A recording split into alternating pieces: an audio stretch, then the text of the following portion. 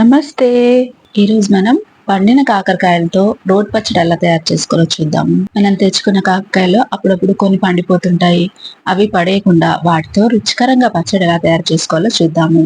ఈ రోటి పచ్చడి అన్నంలోకి చాలా బాగుంటుంది.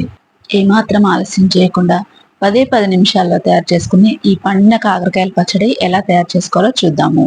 కాకరకాయలు ఇంతకన్నా ఎక్కువ పండినవైనా కూడా పర్వాలేదు. ముందుగా కాకరకాయల్ని శుభ్రంగా కడిగేసుకొని ఇలా మీడియం సైజు ఉన్న ముక్కలుగా కట్ చేసుకోండి. ఇవన్నీ రెడీగా పక్కనుంచి పచ్చడి కోసం తాలింపు వేసుకుందాము. కడాయిలోకి 2 టేబుల్ స్పూన్ల నూనె వేసుకొని బాగా వేడైన తర్వాత అందులోకి 1 టీ స్పూన్ శనగపప్పు, 1 టీ స్పూన్ మినపప్పు, అలాగే 1 టీ స్పూన్ ఆవాలు వేసుకొని దోరగా వేపుకోవాలి. ఇవి ఇలా కొంచెం దోరగా వేగిపోయిన తర్వాత ఇందులోకి 10 నుంచి 12 దాకా ఎండుమిరపకాయలు వేసుకొని వాటిని కూడా వేపుకోవాలి. ఎండుమిరపకాయలని మాడనివ్వద్దండి.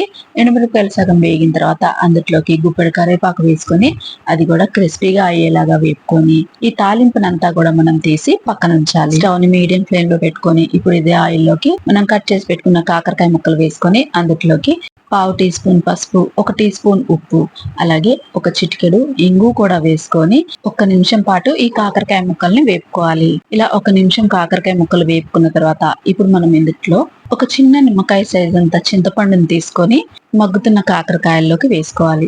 ఇదంతా ఒకసారి కలిపేసుకొని ఇప్పుడు మనం మూత పెట్టి స్టవ్ ని లో ఫ్లేమ్ లో పెట్టుకొని ఒక 5-6 నిమిషాల పాటు ఈ కాకరకాయని మగ్గని. ఒక 6 నిమిషాల తర్వాత నేను మీకు చూపిస్తున్నాను చూడండి. కాకరకాయ మంచిగా మగ్గిపోయింది. ఇప్పుడు మనం స్టవ్ ఆఫ్ చేసేసి దీన్ని పక్క నుంచి పూర్తిగా చల్లారనివ్వండి. పూర్తిగా చల్లారిన తర్వాత ఇప్పుడు మనం మిక్సర్ జార్ లోకి ముందుగా వేయించి పెట్టుకున్న పప్పులన్నీ వేసుకోవాలి. దాంతో పాటు 1 టీ స్పూన్ జీలకర్ర, అలాగే ఒక 5-6 వెల్లుల్లిపాయ రెబ్బలను వేసుకొని దీన్ని కోర్స్ గా గ్రైండ్ చేసుకోవాలి. చూడండి ఇక్కడ నేను చూపిస్తున్నట్టుగా ఇలా కోర్స్ గా గ్రైండ్ చేసుకోవాలి. ఇలా గ్రైండ్ చేసుకున్న తర్వాత ఇప్పుడు మనం ఇందులోకి మగ్గించి పెట్టుకున్న కాకరకాయ ముక్కల్ని కూడా వేసుకోవాలి.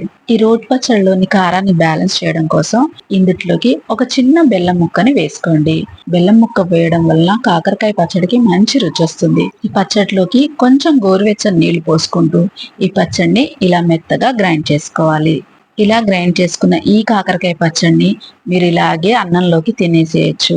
అలా కాకుండా కొంచెం తాలింపు వేసుకున్నామంటే ఈ పచ్చడి ఒక 4-5 రోజుల పాటు ఫ్రిడ్జ్ లో పెట్టకపోయినా కూడా నిల్వ ఉంటుంది. మూకుల్లోకి 1 టీ స్పూన్ నూనె వేసుకొని శనగపప్పు, మినపప్పు, ఆవాలు, అలాగే 2 ఎండుమిరపకాయలు, కొంచెం కరివేపాకు వేసి ఇలా తాలింపు వేసేసుకున్నామంటే పండిన కాకరకాయలతో రోటి పచ్చడి రెడీ అయిపోతుంది.